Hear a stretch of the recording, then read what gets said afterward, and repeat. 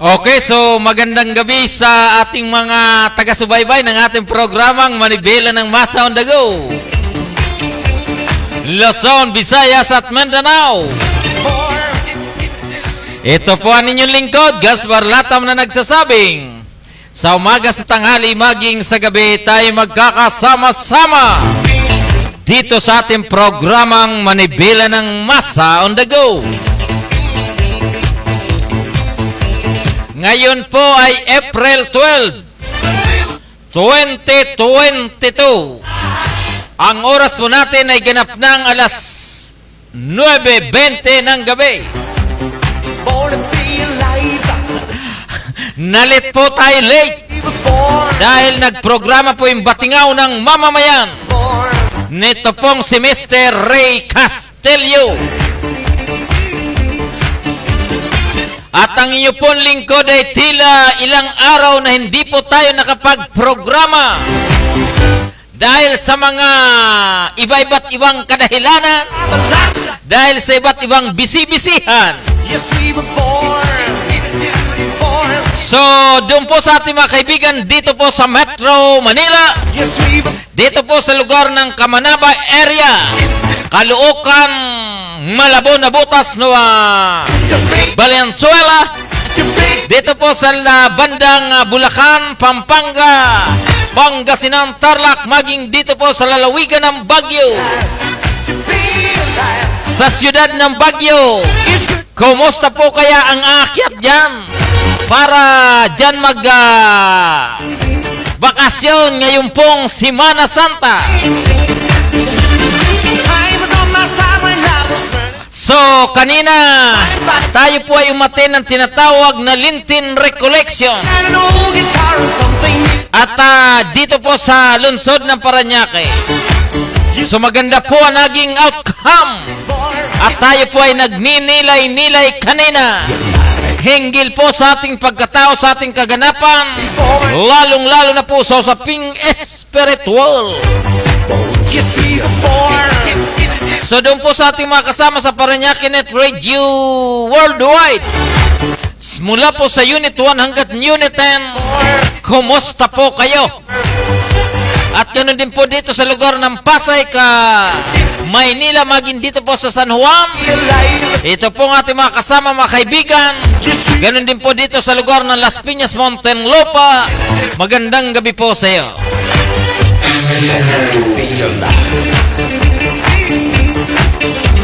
At ganun din po pala itong Parañaque Net Radio Newsroom. Siyempre po ito pong si Miss Aba Pascua. At muli po siyang papasok maya-maya lamang. So bago po tayo magpatuloy, siyempre regards po natin ito pong si Miss Sunday Sabado Ayong. Magandang gabi po sa iyo. At ganun din po dito sa ating mga kaibigan dyan po sa lugar ng Partido Area, dyan po sa Region 5. Mula po dyan sa lugar ng Caloocan, dyan po sa lugar ng Karamuan, maging dito po sa Gatchiterena, dyan po sa Lagunoy, maging sa San Jose, Gua, Tigaon, Ocampo, maging dyan po sa lugar ng Pili, lalong-lalo na po dyan sa lungsod ng Iriga.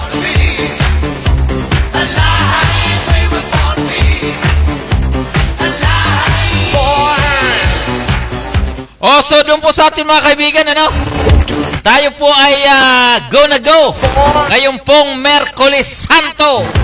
Pag nasa probinsya po tayo, yung tinatawag na pabasa, yung tinatawag na pamibi, sarap buhay, paikot-ikot tayo, pakain-kain lang. So doon po kasi sa probinsya sa amin, kapag ganitong mahal na araw, kahit walang uwian isang linggo, siguradong hindi po tayo magugutom dahil sa napakaraming tinatawag na pabasa. So yung pong mga nasa online, maraming pong salamat sa inyo at maya-maya lang po ay babatiin po namin kayo lahat. At gusto po pala natin ipaalam sa ating mga kasama na ang ating pong seminar orientation ay sa darating na April 30 sa ganap na alauna hanggang alas 5 ng hapon sa parihong lugar. Okay, so bago po tayo magpatuloy, siyempre papasok po itong si Miss Aba Pascua. ng Parañaque Net Radio Newsroom at siya naman po ay magbibigay ng balita mula sa iba't ibang lugar dito sa ating bansa. At siyempre, request po natin ang pamunuan ng Parañaque Anti-Drug Abuse Council Office sa pamunguna ng ating Executive Director na si Mr. Andres Saltarejos. And of course naman itong Team Solong, bagong Parañaque sa panguna ni Mayor Edwin Olivares, Congressman Eric Olivares, Vice Mayor Binky Pabe, at ganoon din po sa lahat ng mga konsyales mula po sa Distrito 1, Distrito 2. Welcome sa inyong pangangampanya gabi-gabi, araw at gabi. Ang sabi nga po nila, ang Team Solong bagong Parañaque ngayon pa lang ay wagi na. Miss Aba Pascua, pasok! Para sa detalye natin mga balita, overseas absentee voting, larga na. Umarangkada na kahapon ang overseas absentee voting para sa halalan 2022 na inaasahan ng Commission on Elections, COMELEC, na sasamantalahin ng mga na higit 1.6 milyong nakarehistrong botante. Sa ilalim ng Overseas Absentee Voting Act, ang mga rehistradong botante sa abroad ay pipili ng presidente, vice-presidente, mga senador at party list groups. Ayon sa COMELEC, ang United Arab Emirates ay may mga pinakamalaking bilang na rehistradong absentee voting na nasa 290,182. Nagkaroon naman ng bahagyang kaguluhan sa Hong Kong nang ipatigil ang konsulada ang pagboto dahil sa hindi sa makakayanang tanggapin ang mga dumaraming botante sa unang araw ng OAV. Nasa higit 93,000 ang rehistradong botante doon. Hinihimok lang ng konsulado ang mga botante na bumoto sa ibang araw. Nasa higit 150,000 naman ang aktibong rehistradong botante sa buong Europa. Ang Italia ay may pinakamarami na umaabot ng 38,000, kasunod ng United Kingdom, mahigit 30,000 at Espanya na mahigit 20,000. Sa konsulado ng Pilipinas sa Milan na mapatutupad ng mixed mode voting o parehong personal at postal voting. Postal voting din ang ipatutupad sa Philippine Embassy sa Rome, Albania, Malta at San Marino. Personal voting naman ay patutupad sa Philippine Embassy to the Holy See. Ang local absentee voting ay tatagal hanggang sa May 9, araw na eleksyon dito sa Pilipinas. Tuloy-tuloy pa rin po ang ating balita. Bagyong Agaton, signal number 2 sa 4 na lugar. 4 na lugar ng bansa ang isinilalim ng pag-asa sa Tropical Cyclone Wind Signal number 2 sa kahapon matapos ng tuluyan ng maglandfall ang Tropical Storm Agaton sa Eastern Samar. Batay sa alas 11 ng umaga, weather bulletin ng pag-asa, signal number 2 ang southern portion ng Eastern Samar, Southern Samar, Northern Eastern Samar portion ang Leyte at northern portion ng Dinagat Islands. Samantala, signal number 1 naman ang natitira pang bahagi ng Eastern Samar, natitira pang bahagi ng Samar, Northern Samar, Biliran, natitira pang bahagi ng Leyte, Southern Leyte, Northeastern portion, at mga iba pang lugar.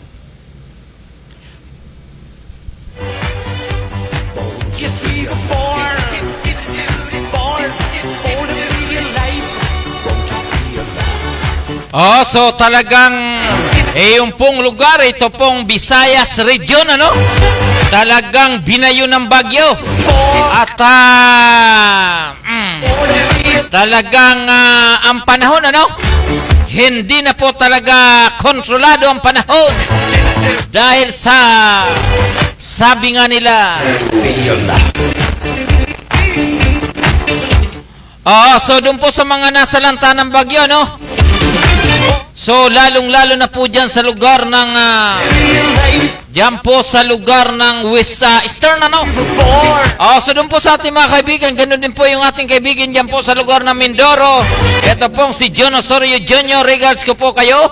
At yung pong report ninyo kung sakasakali, please prepare your report.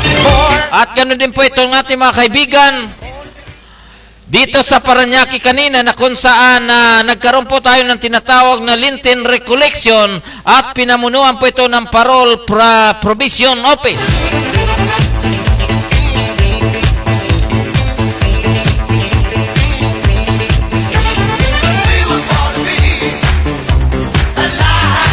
At ito po ang programa ng Thanksgiving to the successful operation of CCP Alberto Imong and the newly promoted officers of the Southern sector. So nagkaroon po ng nagkaroon po kaninang event po dyan, at ito po ay pinangunahan po ng speaker na ito pong si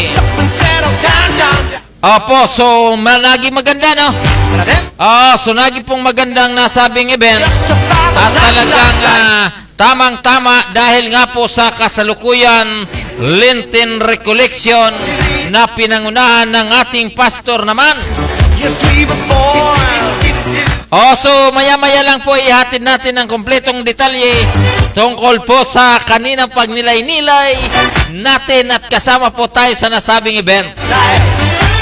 So talagang kapag ganitong Holy Week, so doon po sa mga Katoliko, doon po sa mga kababayan natin na halos hindi na umapak ng simbahan, yung ating mga kasama na halos hindi na nananalangin, yung ating mga kasama na tila hindi na nililingon ang simbahan sana sa ngayong tawag nito Lenten season, sana magsimba naman kayo.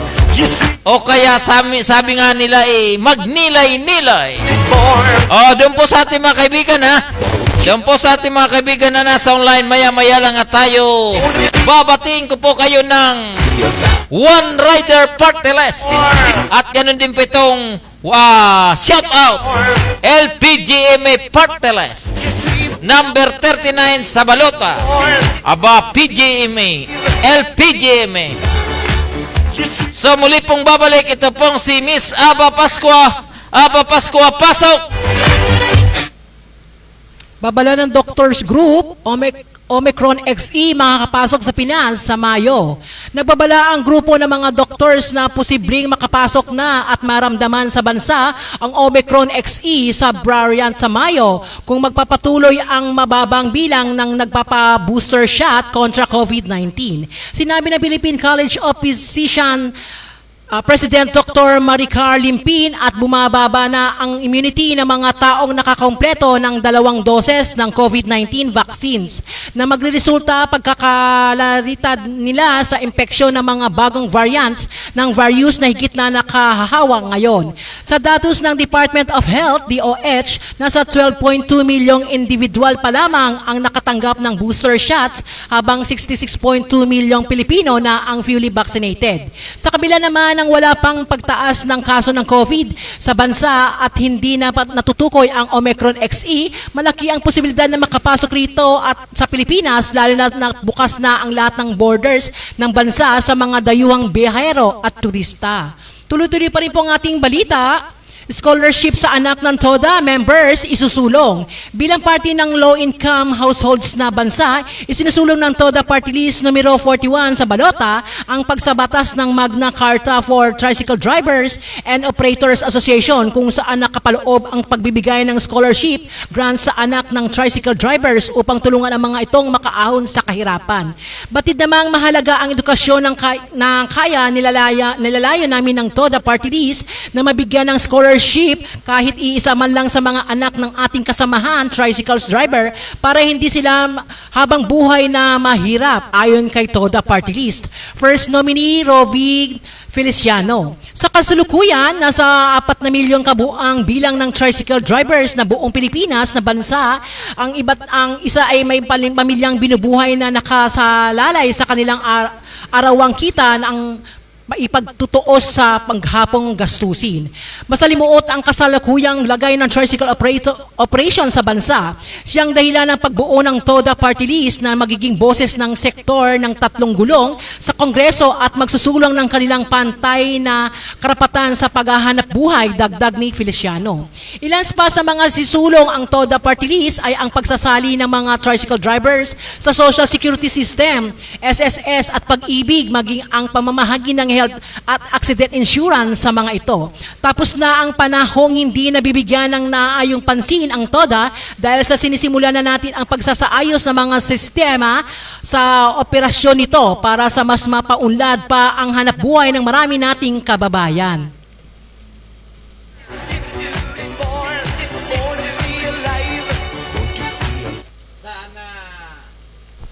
Oo. So, hindi masamang mangako. Lalong-lalo na kung hindi lang naman matutupad. So doon po sa ating mga kaibigan, siyempre, eleksyon ngayon, napakaraming party list. Pero mas maganda magtiwala tayo sa one rider party list. O kaya kung sakaling napupusuan din ninyo yung tinatawag na LPGM, okay rin, di ba? At siyempre, kung napupusuan nyo, lalong-lalong pusuan ninyo, ito pong FAG party list.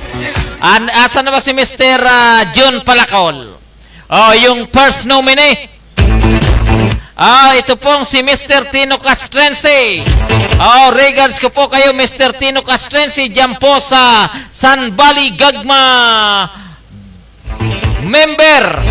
Yung pong Gagma member dyan po sa San Valley. Magandang gabi po sa iyo. Sa inyo, ganun din po itong si Mr. Celestino Castrense. Regards ko po kayong lahat at sa April 30, 2022 ay magkakaroon po tayo ng orientation seminar and of course, taking ng Parañaque Net Radio Monitoring Officer mula po sa Unit 1 hanggang Unit 10. Okay, so doon po sa ating mga kaibigan dito po sa lugar ng Dungalo, Opo, kagabi nagkaroon po dyan ng caucus. Ito po ang tinatawag na Team Sulong Bagong Parañaque at nakadaop ang palad po natin the former Congressman of the City of Parañaque, no other than former Congressman Ed Shells.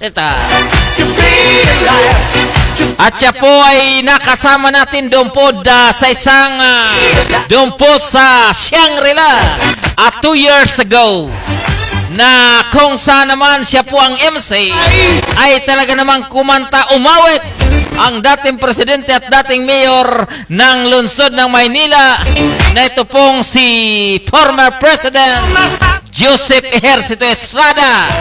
But unfortunately, sa hindi inaasahan, may naganap na hindi inaasahan at inatake yung pong isang bigatin, isang kilalang tao sa ibabaw ng entablado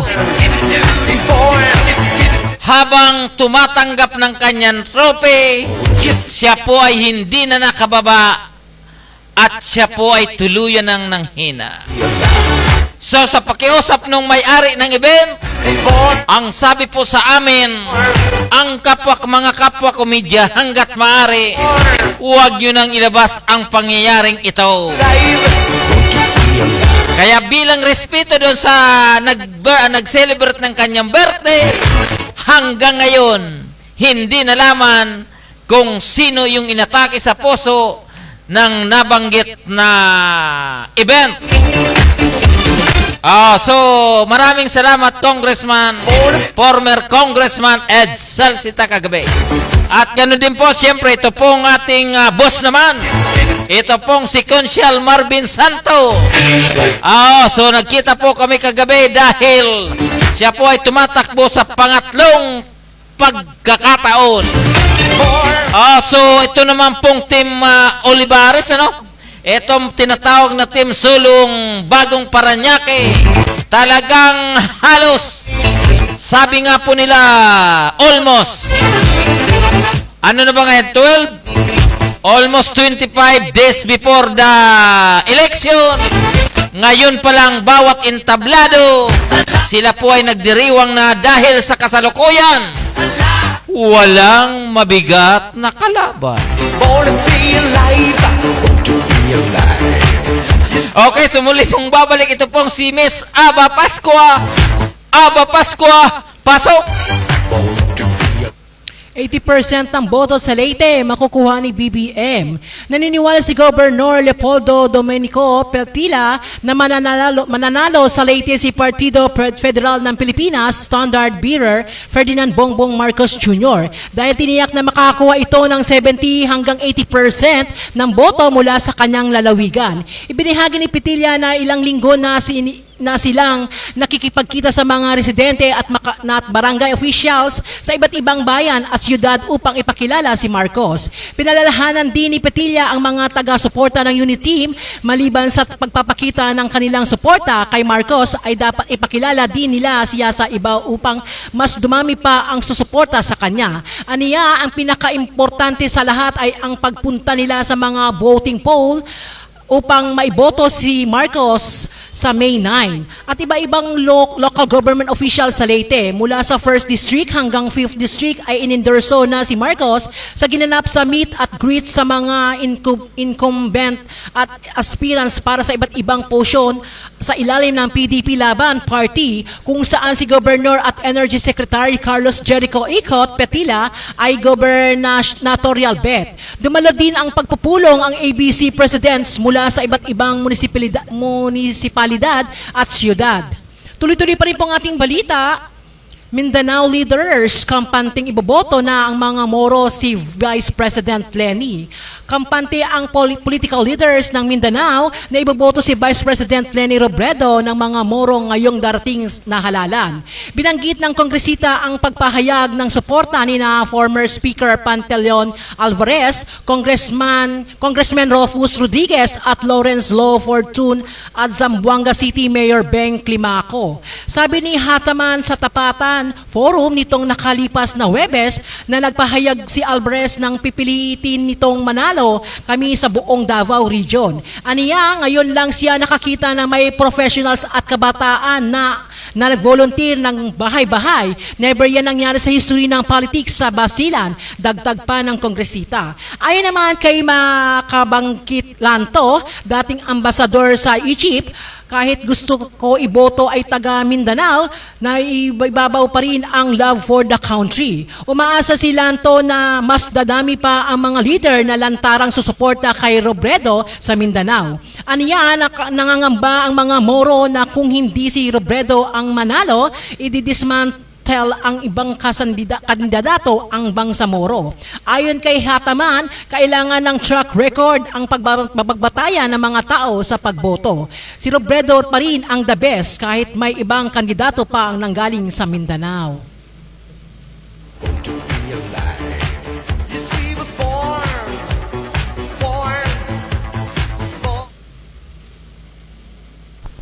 Ayan na. BBM 80% from Visayas region. Totoo kaya iyon? Siyempre, ito pong BBM, siyempre, teritoryo po yan ni Imelda Romualdez. Ano? So, malamang, pwedeng lumamang siya doon, pwede rin lamangan. Ganon din po pagdating sa Mindanao.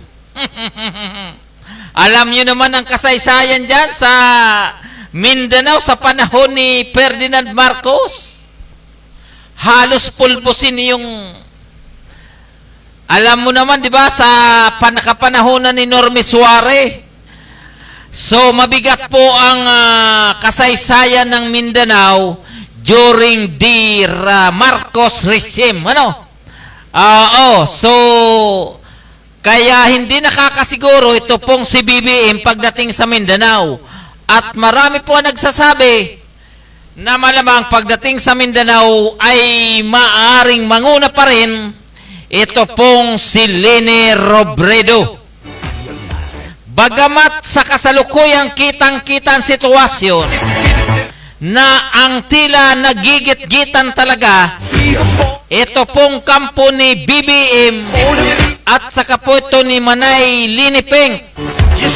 Bagamat ito pong si Isko Moreno umaarangkada. Ganun din po itong si Manny Pacquiao.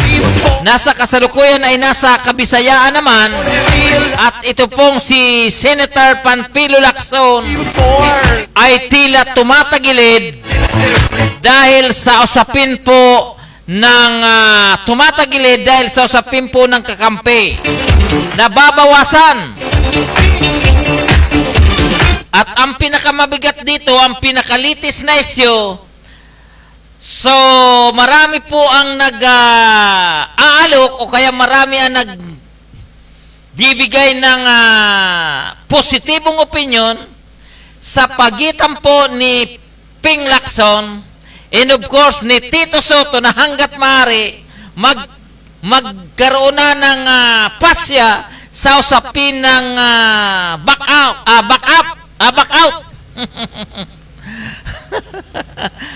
Sabi naman ni Lacson, kahit mag-isa ko, laban kung laban. Siyempre,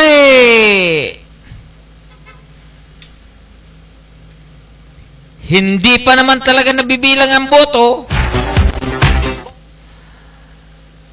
Kahit huling-huli sa survey, hindi naman talaga ang batayan kung siya nga po ay talo na.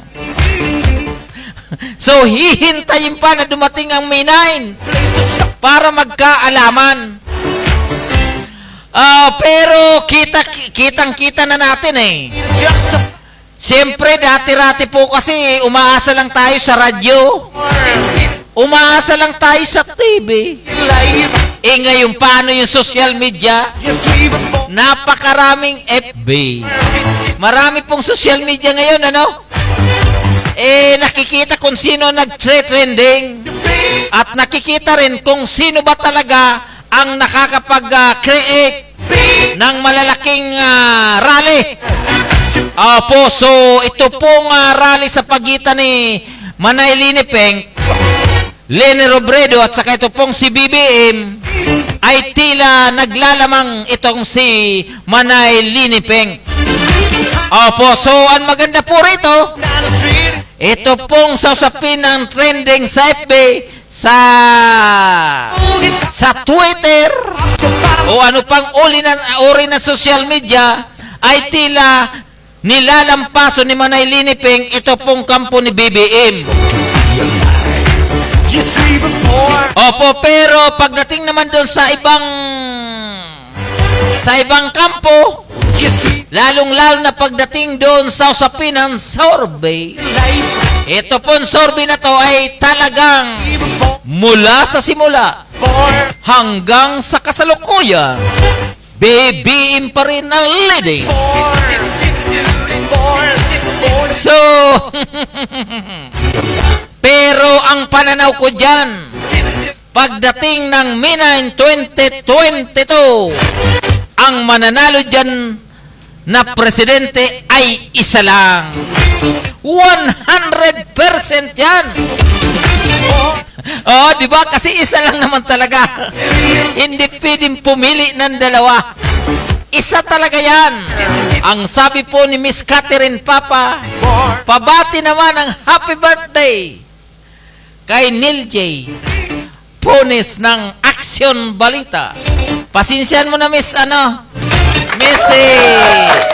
Catherine, kasi yung pong monitor natin medyo malayo at nasisinagan pa ng ng ilaw. Medyo malabo pang aking mata, kaya pagpasensyahan mo na ako. Ito pong si Miss Catherine Papa, kasamahan po natin ito sa pamamahayag at matagal nang almost 3 or 4 years yata. Ang pinakahuli kong nakita ito doon sa lugar ng Cubao. Totoo kaya? Yung Cubao ba yun? So maraming salamat sa iyo, Miss Catherine Papa, sa panonood ng ating programang Manibela ng Mas on the Go. Ganon din po yung mga kaibigan natin dyan po sa lugar ng Cavite. Siyempre kasama na po sila niyan, si Nets Motos ba yun? At saka itong si Riktang Punanyos Online. At saka sila Elsa Obispo. ito pong si Mr. Sunny Ilustre at lahat pong miyembro ng media dyan po sa lugar ng Cavite. Magandang gabi po sa inyo. At naalala ko tuloy itong lagablab ng Cavite. Sino ba yung lagablab ng Cavite? Ito pong dating, ito yung nasirang Ray Ramos.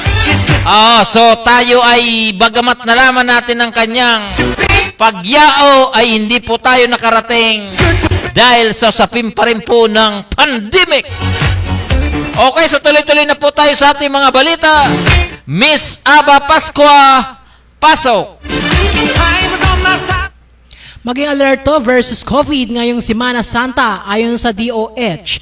Nanawagan ng Department of Health, DOH, sa lahat ng Pilipino na panatilihin ang pagsunod ng minimum public health standards sa paggunita ng Semana Santa at ipinaalala na nanatili pa rin ang COVID-19 sa bansa. Kabilang sa ibinili ni Health Undersecretary Maria Rosario Vergiri ay ang palagi ang pagsusuot ng face mask, isolation kapag nakaramdam ng sama ng pakiramdam, tiyakin ang maayos ang sirkulasyon ng hangin sa lugar na ginagalawan at doblihin ang proteksyon sa pagpapabakuna. Muli rin niyang inikayat ang mga Katoliko na itigil ang pagpapapenitensya dahil sa banta ng sakit gaya ng tetano at bacterial infections na dulot nito at hindi rin na man ito hinihikayat ng simbahang Katolika. Pinapayuhan din ng DOH ang publiko na iwasan ang paghalik sa santo at santa at iba pang imahen at puon sa ating mga simbahan dahil maaari itong maging paraan ng virus transmission. Sa kabila ng isa pang pinaka-importanting pagdiriwang ang mahal na araw, dapat alalahanin din ang publiko na nandidiyan din pa rin ang virus na mas nakakahawa na sa ngayon dahil sa naglalabasang variants nito. Tuloy-tuloy pa rin pong ating balita, mga nasunugan sa Santa Cruz, Manila, binisita, tinulungan ni Senador Go. Personal na nagtungo si Senator Christopher Bongo sa Santa Cruz, Manila upang alamin ang sitwasyon ng mga pamilyang naapektuhan ng sunog noong Biyernes at pinagkalooban niya ng kinakailangang tulong. Kasambahay na ipagtiyak sa mga mamayan na nanatiling committed ang pamahalaan na tulungan ang mga nangangailangan ng komunidad sa gitna ng COVID-19 pandemic at iba pang crisis situations. Ipinangunahan din ng Senador ang isang distribution activity sa Cecilio Apostol Elementary School kung saan namigay sila ng mga pagkain, damit, grocery packs, mga vitamina at mask sa may 161 tahanan na binubuo ng 574 individual na naapektuhan ng sunog. Gayun din ang mga bagong pares ng sapatos, bisikleta, relo at computer tablets para sa ilang piling recipients. Samantala, nag-alok na rin si Senador Go ng tulong sa mga residente na nagnanais na magsimulang muli sa kanilang lalawigan at hinihikayat ang mga ito na mag-apply sa balik probinsya bagong pag-asa program ng pamahalaan. Hinihikayat rin niya ang mga mamamayan na nangangailangan ng tulong medikal na huwag mag-atubiling kulumapit sa alinman sa mga 5 malasakit centers sa lungsod at mag-avail ng medical assistance mula sa pamahalaan. Ang malasakit center po ay batas na isinusulong ko noon, pinipirmahan ni Pangulong Duterte at malasakit centers po ang para sa poor and indigent patients. Tutulungan po kayo niyang malasakit center. Aniya pa, huwag kayong matakot sa babayaran nito ng hospital. Lalapitan ninyo ito upang malasakit centers o yung opisina ko po. Lapitan ninyo lang po, tulungan namin kayo na aabot naming makakaya.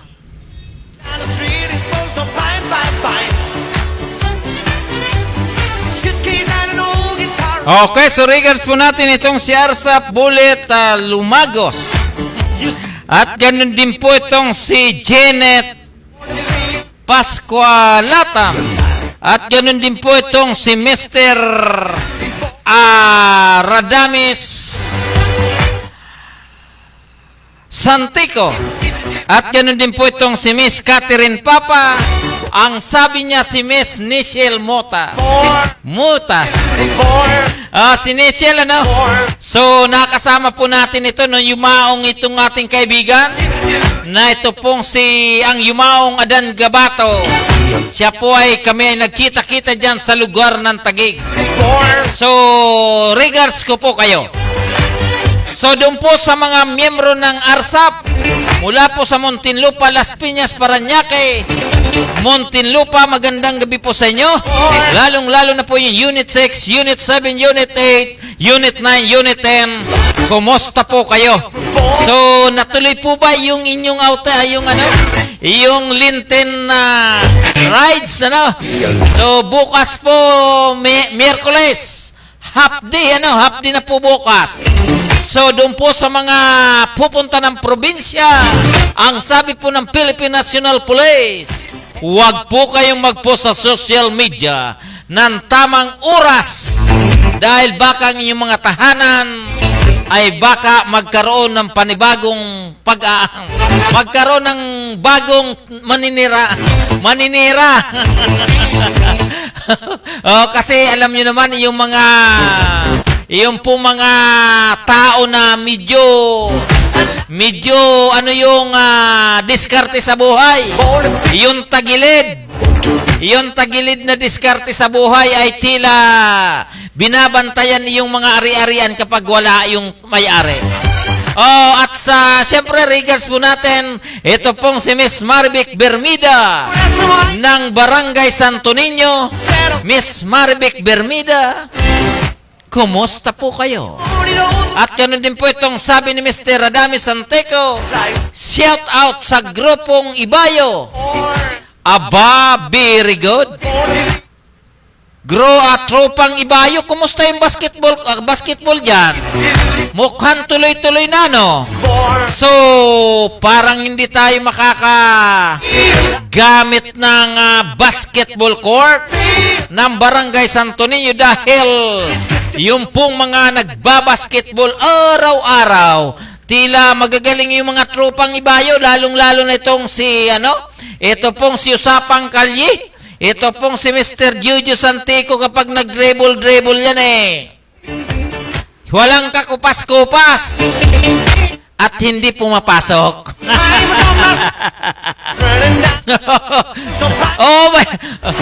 Diyan pumapasok ba? Baka wala kang score, nako. Magayos-ayos ka, ha? Doon po sa atin mga kaibigan, ngayon po ay Miyerkules Santo. Dapat ang usapan po natin ngayon ay usapang smooth. Usapang walang atake. Usapang information dissemination. Para doon po sa mga magbabakasyon. At ganoon din po doon sa mga nangangampanya ngayon. At bukas lamang pagdating ng Holy Week. Pagdating po nung Holy Thursday, Holy Friday, wala po kayong ganap. Wala pong pangangampanya, ha? Sabi ng Comelec, huwag nyo nang samantalahin kasi siyempre, pahingan nyo na rin yan Huwag na po kayong mangampanya. So, kung yung mga leader ninyo, kung hindi sila umaalis sa bahay, doon na muna sila sa bahay. Pwede naman bulong-bulong. Magmarites na lang ba? Pwede naman siguro. Kaya lang, sabi ko nga, Lenten season, tayo po'y maghinay-hinay lamang.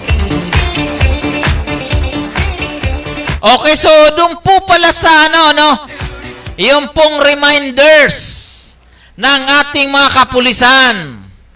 At saka yung paghahanda ng ating mga sasakyan.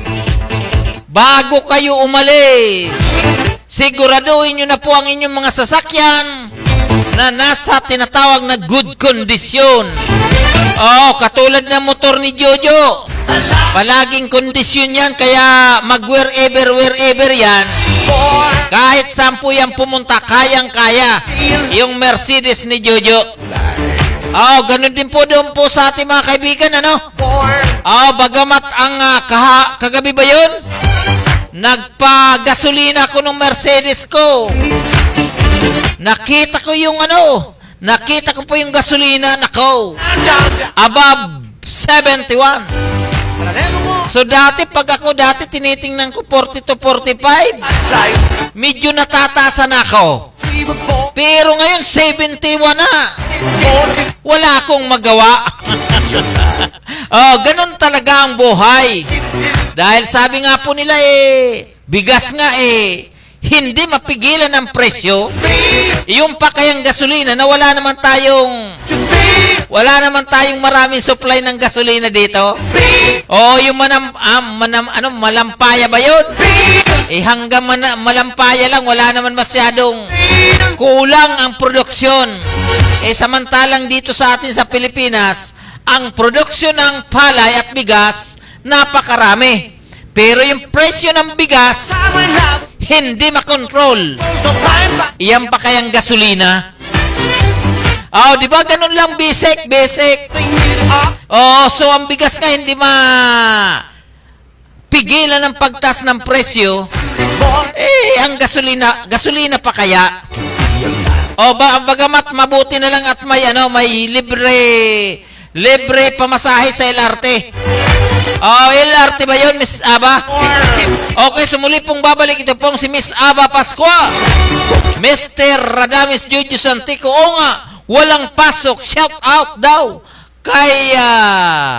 Shout out daw. Kinawala yung shout out.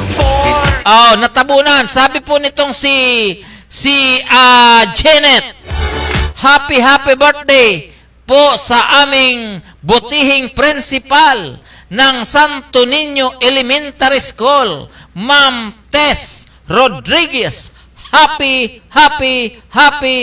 birthday, Ma'am Rodriguez, yung principal ng Santo Niño Elementary School. Ang pagbati po mula sa Parañaque Net Radio Worldwide at Miss Jeanette Pascua Lata. Ang sabi po nitong si Arsap Bullet, Los Mag. Pasensyahan mo na at medyo malayo. Please, pasubscribe. Herbil Motovlog. Thank you. Hinbil Motovlog. Pagpasensyahan mo na at medyo malayo-layo talaga. So, sa sunod, ipapalapit na nga natin ito para kahit paano hindi tayo masyado nahihirapan magbasa. Okay, doon po sa ating mga kaibigan Luzon, Visayas at Mindanao. Muli pong babalik ito pong Parañaque Net Radio Newsroom, Aba Pascua. Libre sakay si EDSA Carousel simula noong Lunes. Simula noong Lunes, April 11, ang libreng sakay si EDSA Busway Carousel. Magsisimula ang unang biyahe si EDSA Busway Carousel ng alas 4 ng madaling araw at magtatapos ganap ng alas 11 ng gabi. Ayon sa Department of Transportation, DOTR, at Land Transportation Franchising and Regulatory Board, LTFRB, mula sa 532 kabuang bilang ng public utility buses, PUBS, ng EDSA Busway Carousel na kalahok ng programa. 550 mula rito ang mangunguna sa pagbibigay ng libreng sakay sa mga mananakay. Inaasahan rin naman ang pagbubukas ng mga karagdagang rota at pag-arangkada ng mga karagdagang public utility vehicles, PUV, para sa libreng sakay sa buong bansa sa magsusunod na araw. Tuloy-tuloy pa rin po ang ating balita. Mga drivers na gumagamit ng bus terminal nagnegatibo sa drug test ayon sa PITX. Nilinaw kahapon ng Parañaque Integrated Terminal Exchange, PITX, na nagnegatibo sa drug test na isinagawa noong nakaraang linggo ang drivers na gumagamit ng naturang bus terminal. Ang paglilinaw ng ginawa ng PITX spokesperson Jason Salvador kasunod ng mga ulat na 4 na drivers doon ang nagpositibo sa isinagawang random drug test. Ayon kay Salvador, ang mga naturang drivers ay naka-deploy sa ibang terminal at hindi sa PITX. Nitong Sabado, inulat ng Philippine Drug Enforcement Agency, PDEA, na 61 public utility vehicles, drivers, conductor at dispatchers ang nagpositibo sa illegal na droga. Ang sinagawa nilang Oplan Harabas bago ang Semana Santa. Dahil na rin sa inaasang pagdagsa ng mga biyaherong uuwi sa mga lalawigan, nabatid na 4,210 individual ang susuma sa ilalim sa screening sa nationwide. Implementation ng Oplan Harabas noong Biyernes. Sa kabila ng dako, inulat rin ng pamunuan ng PITX na kaunti pa lamang ang mga pasaherong nakikita sa PITX ngayon kumpara sa mga nakalipas na araw. Inaasahan umano nilang magsisimulang dumami ang mga pasahero mula Martes Santo hanggang Biyernes Santo.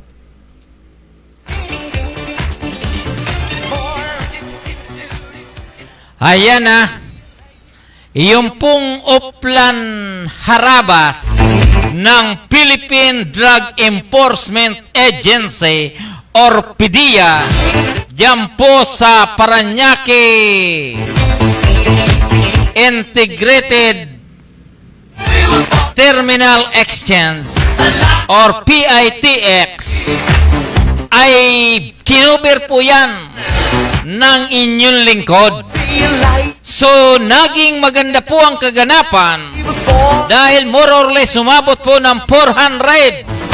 Yung pong nagkaroon po ng sorpresang drug testing doon po sa mga drivers and conductor sa nasabing terminal.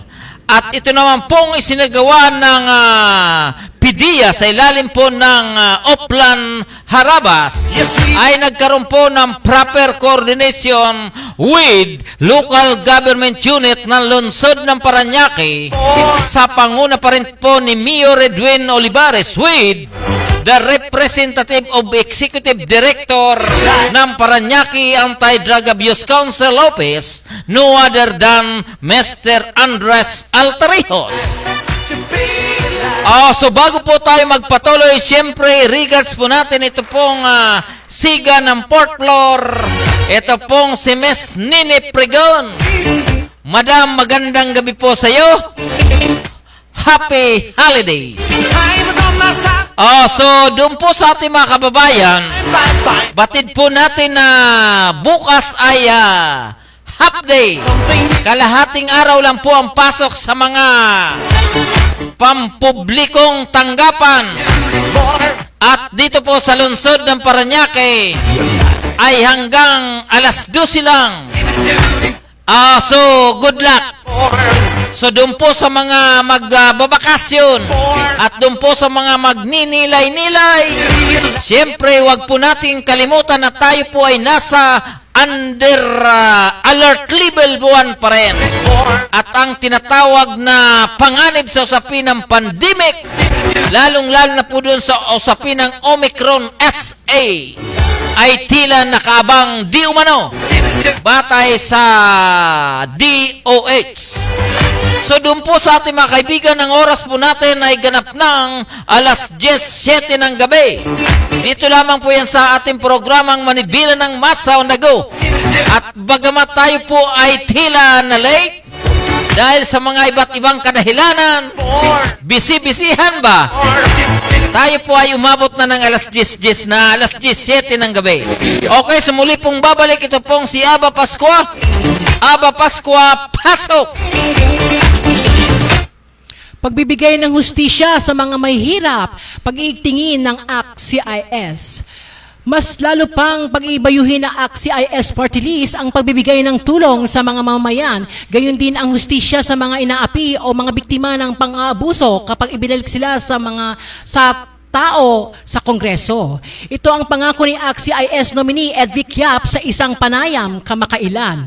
Paalala naman ni ACT-CIS Chairman Erwin Tulfo, ituloy-tuloy pa rin ang pagtulong nila sa mga kailangan ng medical attentions tulad ng mga maintenance, dialysis at chemotherapy.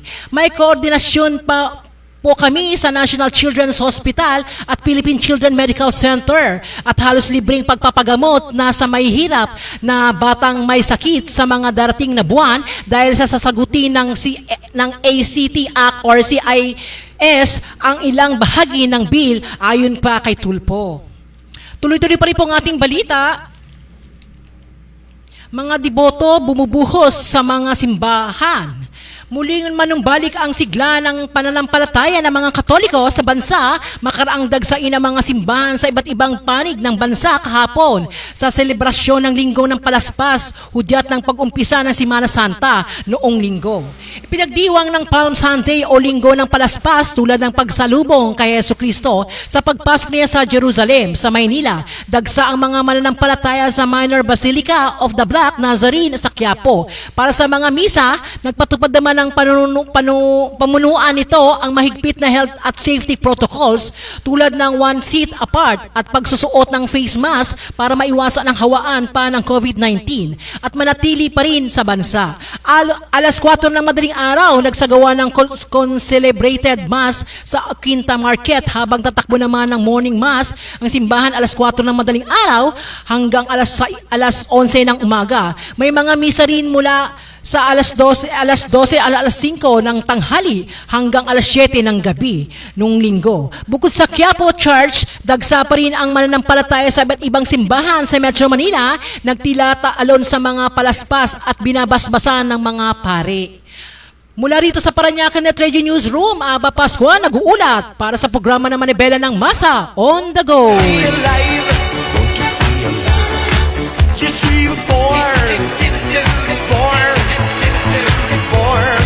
Okay, so maraming salamat, Aba Pascua. Oo, so maganda yung no? Yung sigla, muling pagbabalik sigla ng mga religious activities. So yung simbahan natin ay tila kahit papano yung ating mga kababayan ay hindi na po pinagbabawalan na makapasok sa simbahan ngayong Lenten season.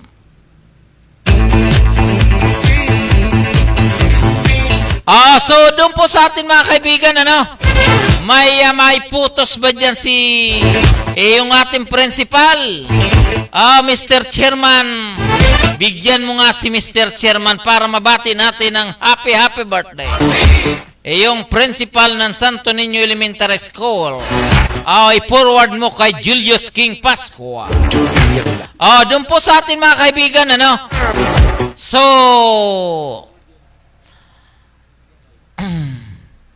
So,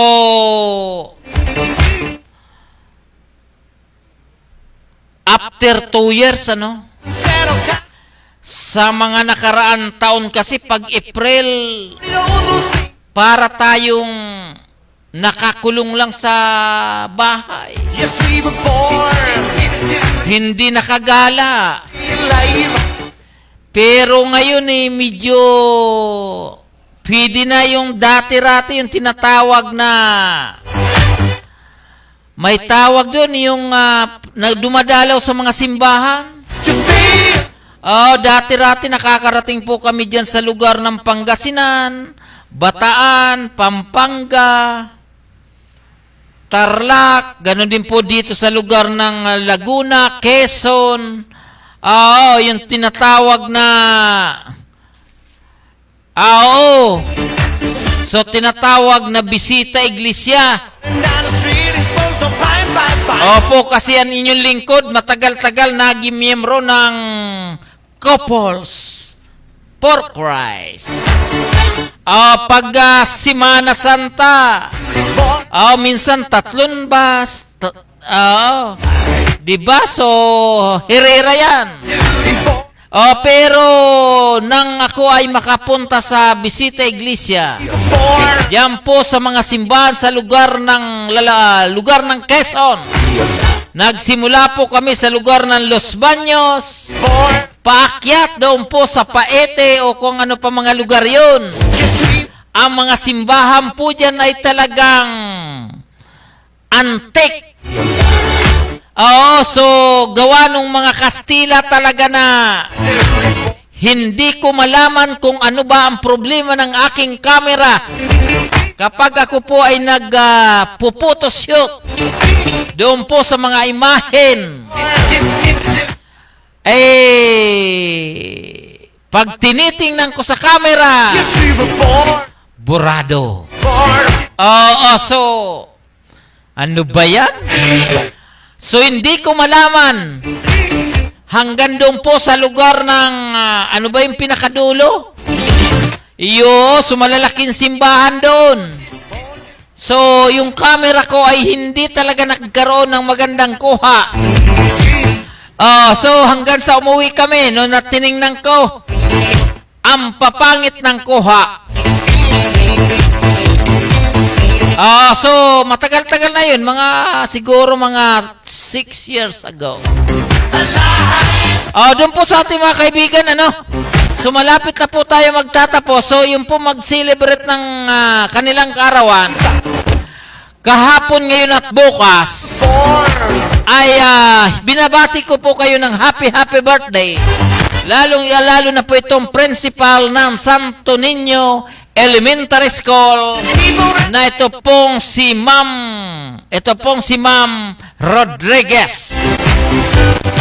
So happy birthday, Mr. Chairman. Ikasa mo na. Happy birthday. Sa'yo ang pagkain, sa'yo ang inumin. Happy birthday. Sana'y mabusog mo kami. Happy birthday. Sa'yo ang inumin, sa'yo ang pulutan. Happy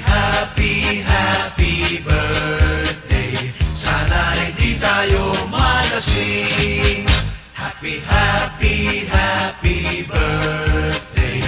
Sa'yo ang tugtugan, sa'yo ang sayawan.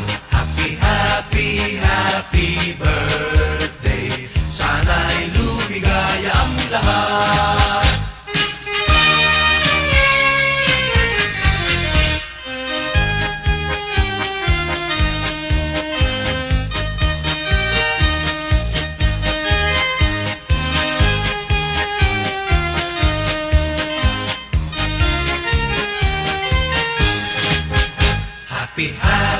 Happy birthday. Sa'yo ang pagkain, sa'yo ang inumin. Happy birthday. Sana'y mabusog mo kami. Happy birthday. Sa'yo ang inumin, sa'yo ang pulutan. Happy birthday. Sana'y di tayo malasing. Happy birthday. Sa'yo ang tugtugan, sa'yo ang sayawan. Happy birthday. Sana'y lumigaya ang lahat. Ayan na. Happy birthday. Doon po sa atin mga kaibigan, Luzon, Visayas at Mindanao. Ito po ang inyong lingkod, Gaspar Latam, na nagsasabing, sa umagas, tanghali, maging sa gabi, tayo magkakasama-sama sa ating programang Manibela ng Masa on the go. Happy birthday. Sa'yo ang inumin, sa'yo ang pulutan. Happy birthday. Sana'y di tayo malasing. Happy birthday. Sa'yo ang tugtugan, sa'yo ang sayawan. Happy birthday. Sana'y lumigaya ang lahat.